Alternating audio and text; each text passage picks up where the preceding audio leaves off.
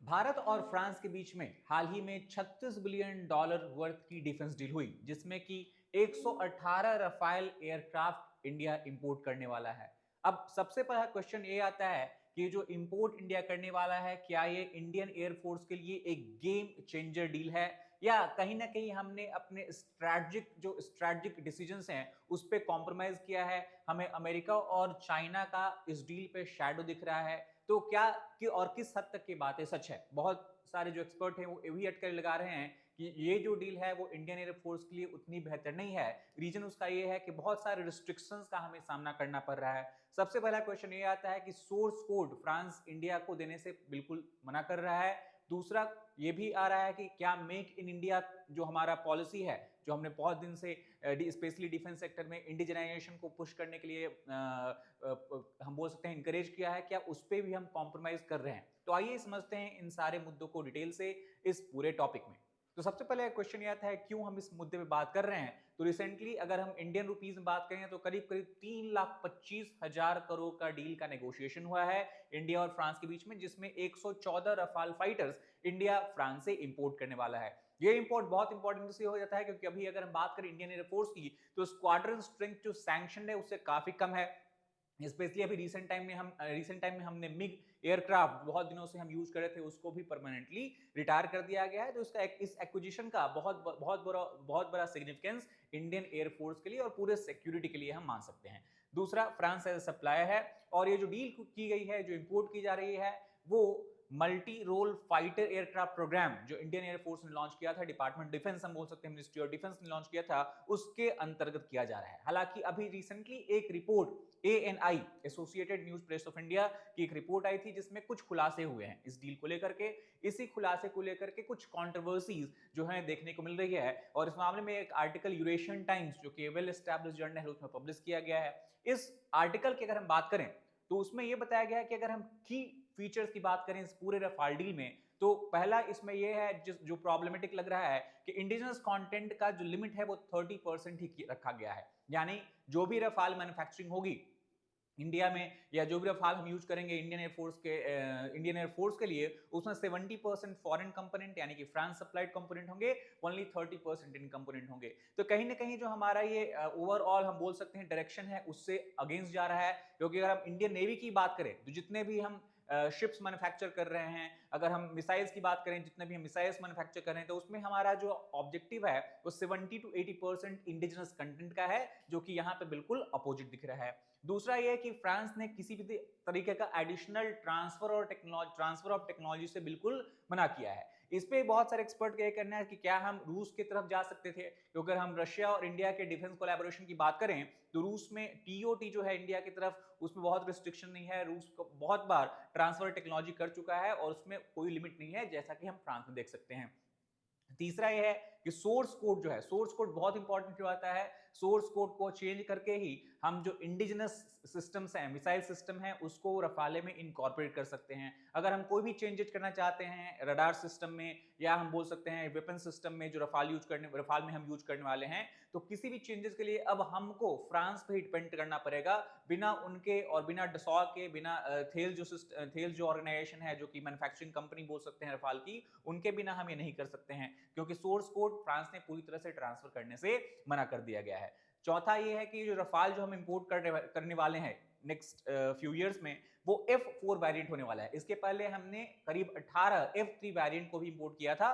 तो जो रफाल की जो डेवलपमेंट है, इवोल्यूशन है, वो हम देख सकते हैं कि इसमें काफी एडवांस्ड एयरक्राफ्ट हमें मिल रहा है। और पांचवा यह है कि गवर्नमेंट टू गवर्नमेंट डील के अंदर हम ट्राई करेंगे कि कुछ जो है additional missile related changes, weapon से रिलेटेड चेंजेस हम कर सकें। नाउ मेजर कंसर्न्स क्या है यहाँ पे? अगर हम मेजर कंसर्न्स की बात करें तो पहला तो है, जैसा हमने देखा कि 30% इंडिजिनस कंटेंट लिमिट है। तो मेक इन इंडिया जो हमारा प्रोग्राम है, जो फ्लैगशिप स्कीम है गवर्नमेंट ऑफ इंडिया की, उस पे हमें कहीं ना कहीं कॉम्प्रोमाइज करना पड़ रहा है। तो इंडिजिनस डेवलपमेंट यहाँ पे हमारा कम हो रहा है। सोर्स कोड, जैसे कि बताया कि एक्सेस नहीं मिल रहा है सोर्स कोड को, तो हम डिपेंड हो जाएंगे रफाल हम इंपोर्ट करने के बाद भी। जैसा कि बहुत बार बोला जाता है कि अगर हम कोई भी चेंजेस करने वाले हैं तो है फॉरेन जो मैन्युफैक्चरर्स हैं उन पे डिपेंड करना होगा। वेपन्स का जो इंटीग्रेशन है रफाल में वो रिस्ट्रिक्टेड हो जाएगा, क्योंकि अगर हम इंडिजिनस वेपन्स को उसमें इंटीग्रेट करना चाहते हैं तो हम बाय ऑटोमेटिकली हम खुद से नहीं कर सकते हैं, फ्रांस से हमें मदद लेनी पड़ेगी। प्लस बहुत सारे एक्सपर्ट्स ये भी कहना है कि क्या सुखोई 57 जिसमें कि हमें बहुत सारे लिवरेज मिल रहे थे, बहुत सारे लिबरल वहां पे हमें सोर्स कोड मिल रहे थे, वहां पे हमें ट्रांसफर टेक्नोलॉजी मिल रहा था रशिया से, तो क्या हमने उस ऑफर को ठुकरा के एक गलती की है? क्या सुखोई 57 रफाल से बेहतर ऑल्टरनेटिव हमारे पास हो सकता था?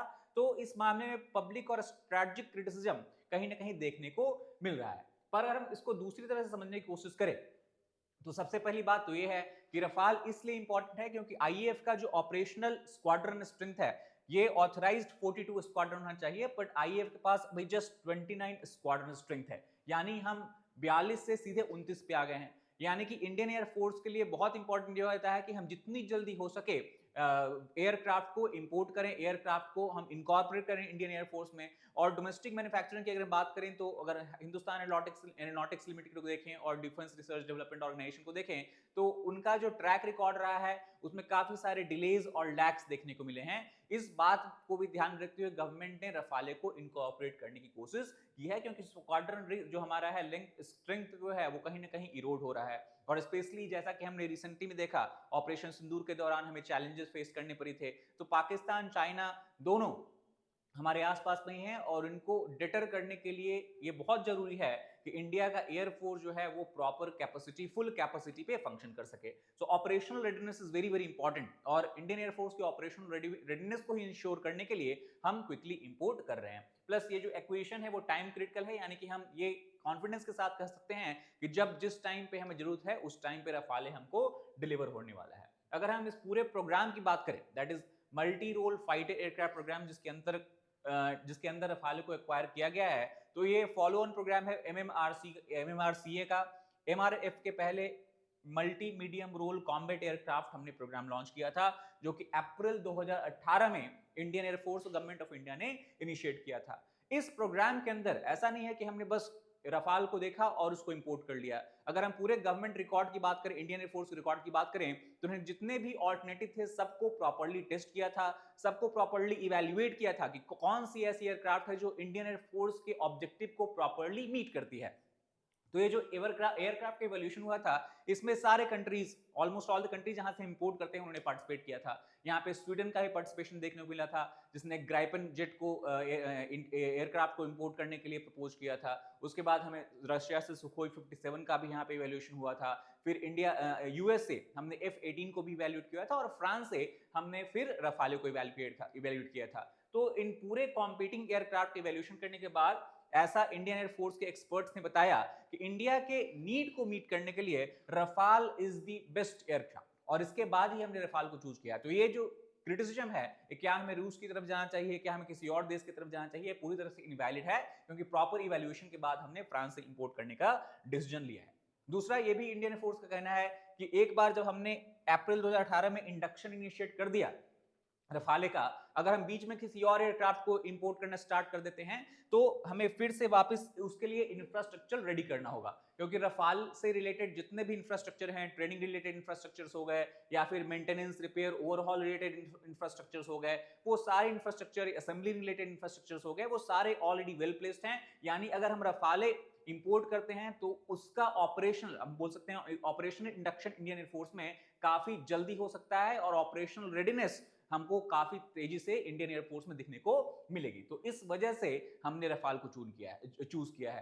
क्वेश्चन ये है कि हमारे पास कोई दूसरा रियल ऑल्टरनेटिव था, तो एक्सपर्ट्स का यही मानना है जिन्होंने आर्टिकल लिखा है कि हमारे पास एक्चुअली में कोई दूसरा ऑल्टरनेटिव रियली में प्रैक्टिकली में नहीं है रफाल के अलावा, क्योंकि सबसे पहले तो इंडियन एयरफोर्स ने इसको चेक कर दिया है, यानी कि प्रायर आईएएफ इवैल्यूएशन को पूरी तरह से रफाले पास कर चुका है। दूसरा, हमारे क्लाइमेट, हमारे एनवायरनमेंट में, हमारे नीड के अकॉर्डिंगली रफाल जो है उसकी ऑपरेशनल सुटेबिलिटी सबसे ज्यादा है। थर्ड, हमने ऑलरेडी बताया कि existing training ecosystem already function कर चुका है, यानी हम क्विकली इंडियन एयरफोर्स पायलट्स को रफाल ऑपरेट करने के लिए ट्रेन कर सकते हैं। प्लस ये हमारे लॉजिस्टिकल जो कैपेबिलिटीज है उस पर भी फिट पड़ता है, उससे कहीं ना कहीं कॉम्पेटेबल होता है। और इस पूरे अगर हम पूरे फैक्टर्स को ध्यान रखें तो इन एसेंस हम ये बोल सकते हैं कि जो फ्रांस से हम रफाल इंपोर्ट करने वाले हैं उसका इंडियन एयरफोर्स में एब्जॉर्प्शन सबसे इजीली हो सकता है, बिना कोई प्रॉब्लम के हो सकता है। दूसरी बात यह आती है क्या हम इंपोर्ट को छोड़ करके डोमेस्टिक एयरक्राफ्ट की ओर फोकस कर सकते थे।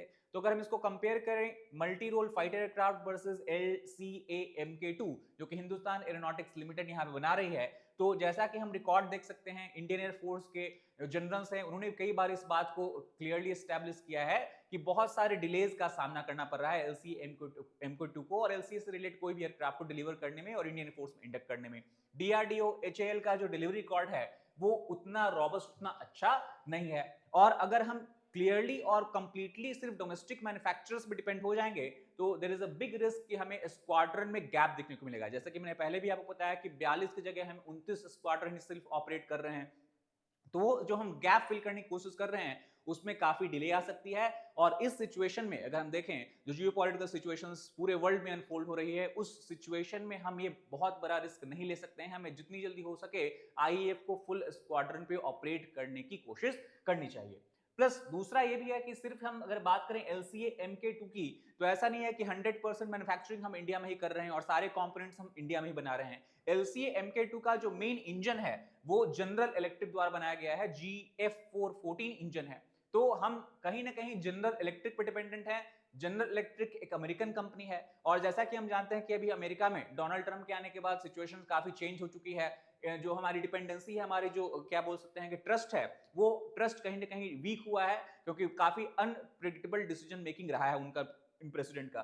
तो इस वजह से अगर अमेरिका कोई सैंक्शंस इंपोज करता है या कोई रिस्ट्रिक्शन इंपोज करता है, उस केस में LCA-MK2 की डिलीवरी पे भी हमें वल्नरेबिलिटी देखने को मिल सकता है। यानी कि हम 100% श्योर नहीं हो सकते हैं कि हमें जब चाहिए, इंडियन फोर्स को जब चाहिए, LCA-MK2 उपलब्ध करा दिया जाएगा। तो इन सारे सिचुएशन को हम देखें तो ऐसा समझ में आता है कि Rafale is the best suitable aircraft as of now. दूसरी अगर हम बात करें ट्रांसफर ऑफ टेक्नोलॉजी की, जिसके ऊपर बहुत सारे क्रिटिसिज्म हुए हैं, तो एक्चुअली में 2018 में जब पहला डील हुआ था उस समय ही TOT क्लॉज पे इंडिया ने साइन किया था। इसमें फ्रांस ने पूरी तरह से अश्योर किया था कि इंडिया को जब भी जरूरत होगी 75% एयरक्राफ्ट हमेशा उनके पास अवेलेबल होगा। कोई अगर एयरक्राफ्ट में चेंजेस करने की जरूरत है, मॉडिफिकेशन करने की जरूरत है या मेंटेनेंस, रिपेयर, ओवरहॉल ऑपरेशंस करने की जरूरत है, उस केस में भी एटलीस्ट वो ऐसा इंश्योर करेंगे, क्विकली सर्विस प्रोवाइड करेंगे ताकि सारा स्क्वाड्रन का जो फाइटर एयरक्राफ्ट है वो आउट ऑफ सर्विस ना चला जाए, 75% हमेशा इंडिया के पास अवेलेबल रहे। इस मामले में जो चीफ ऑफ एयर स्टाफ हैं उस समय 2018 में, उन्होंने भी रिजर्वेशन जताया था कि क्या हमारे पास कोई ऑल्टरनेटिव है। उनका मानना था कि नहीं, कोई ऑल्टरनेटिव नहीं है, डोमेस्टिक मैन्युफैक्चरिंग पे भी हम डिपेंड नहीं हो सकते हैं। प्लस उनका यह भी कहना था कि there is risk of over indigenisation, क्योंकि अगर हम पूरी तरह से ओवर इंडिजिनाइजेशन पे डिपेंड होते हैं तो जो हमारी डिफेंस मैन्युफैक्चरिंग कैपेसिटी है, स्पेशली अगर हम 2018 कॉन्टेक्स्ट में बात करें, तो उतनी वेल डेवलप नहीं थी। डिफेंस मैन्युफैक्चरिंग इकोसिस्टम जो थी वो प्रॉपर्ली डेवलप नहीं हुई थी। इस वजह से अगर हम पूरी तरह से कंपोनेंट पे डिपेंड हो जाएंगे, इंडिजिनस कंपोनेंट में, तो उसमें भी हमें बोल सकते हैं डिलेज, लैग्स और कहीं ना कहीं कॉम्प्रोमाइज में भी हो सकता है। अगर कंपोनेंट में हम हो सकता है कॉम्प्रोमाइज करने की जरूरत पड़ जाए। तो इस वजह से डिले और कैपेबिलिटी के बीच में ट्रेड ऑफ करने के बाद ही फाइनली ये डिसीजन लिया गया था कि Rafale is the best suitable aircraft और इसको हमें इंपोर्ट करना चाहिए। अगर हम सोर्स कोड की इशू की बात करें तो प्रॉब्लम ऑब्वियसली है, सोर्स कोड हमेशा इंडिया से चाहता था, इंडियन एयरफोर्स भी चाहती थी कि उनके पास मिल जाए, अदरवाइज उनको मिशन सिस्टम में फ्लाई बाय वायर सिस्टम जो है उनका वो लॉक हो जाता है, फ्रांस से फिर उनको हेल्प लेना पड़ेगा। डसॉल्ट थिल्स जो कंपनीज हैं उनके ऊपर पूरा कंट्रोल है, कोई भी चेंजेस अगर करना है वो इंडियन एयरफोर्स नहीं कर सकती है, यूनिलेटरल अपग्रेड इंडियन एयरफोर्स नहीं कर सकती है। तो overall this obviously is a constraint, क्योंकि फ्रेंच इंटीग्रेशन के सपोर्ट से ही हम कोई भी चेंजेस कर पाएंगे। बट अगर हम लास्ट में कंक्लूजन में ये समझने की कोशिश करें तो सबसे पहले तो इंडियन एयरफोर्स ने इसको क्लियरली स्टैब्लिश किया है कि प्रॉपर कंपीटिंग एयरक्राफ्ट को इवैल्यूएशन करने के बाद ही रफाल को चूज किया गया है। तो ऑब्वियसली रियलिटी प्रैक्टिकली में हमारे पास कोई और अदर ऑल्टरनेटिव नहीं है। दूसरा, अगर हम इंडो फ्रांस रिलेशंस की बात करें तो फ्रांस सिर्फ ऐसा वेस्टर्न कंट्री है जिसने हमेशा यूएस प्रेशर को या दूसरे किसी कंट्री के प्रेशर को बिना ध्यान रखे हुए इंडिया के साथ एक स्ट्रॉन्ग डिफेंस पार्टनरशिप एस्टैब्लिश की है। और इसका हमें उदाहरण उस समय देखने को मिलता है 1999 में, जब इंडिया ने सक्सेसफुल न्यूक्लियर वेपन टेस्ट किया था।